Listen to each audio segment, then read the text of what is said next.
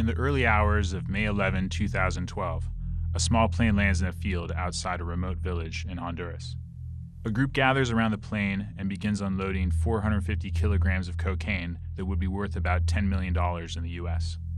Elite U.S. drug enforcement agents are about to step in and try to seize the shipment, but not everything goes as planned.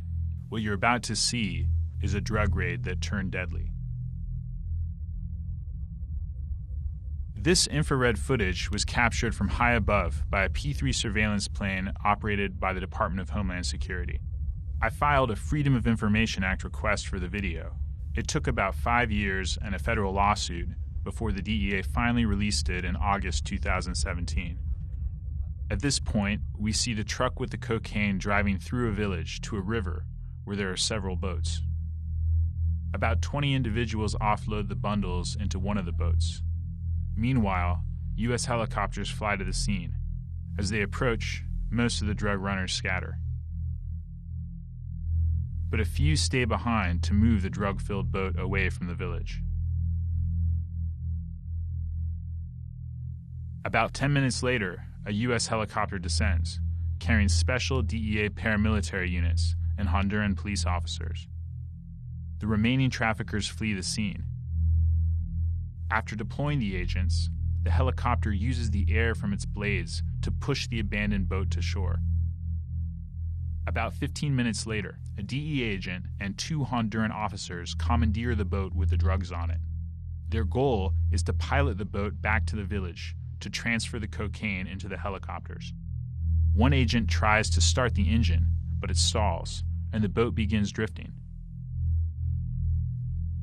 Shortly after, a second boat appears.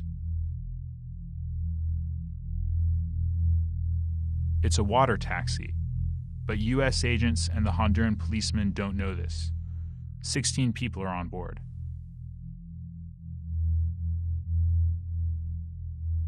The water taxi swerves directly at the drug agents. The pilot on the water taxi would later say he was terrified by the helicopters and did not intend to steer towards the agent's boat.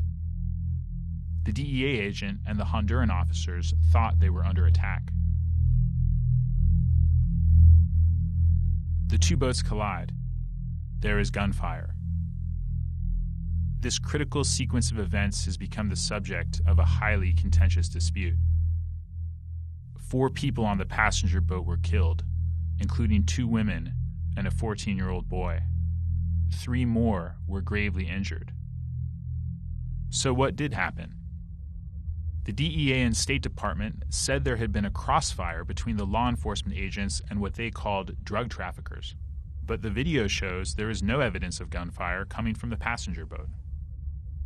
We hired a forensic expert to analyze this video, and they found that there was one flash from the passenger boat that was possibly consistent with a gunshot, which we can see here.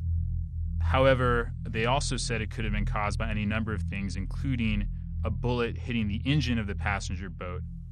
That was the same finding that an analyst hired by the State Department made when they were looking at the video, that one flash from the passenger boat shows a bullet hitting the engine.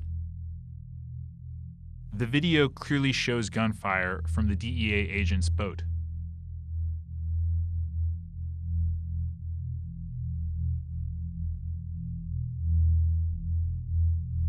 The figures continue to fire,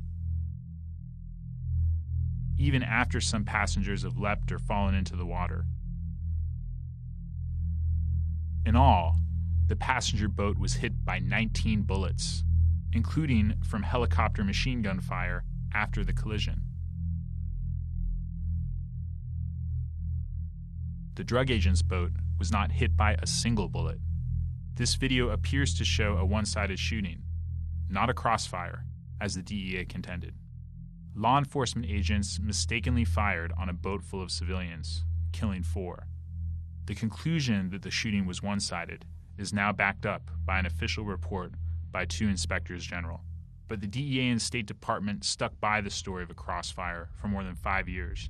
They told Congress that the proof was in this video, a video that they never wanted you to see.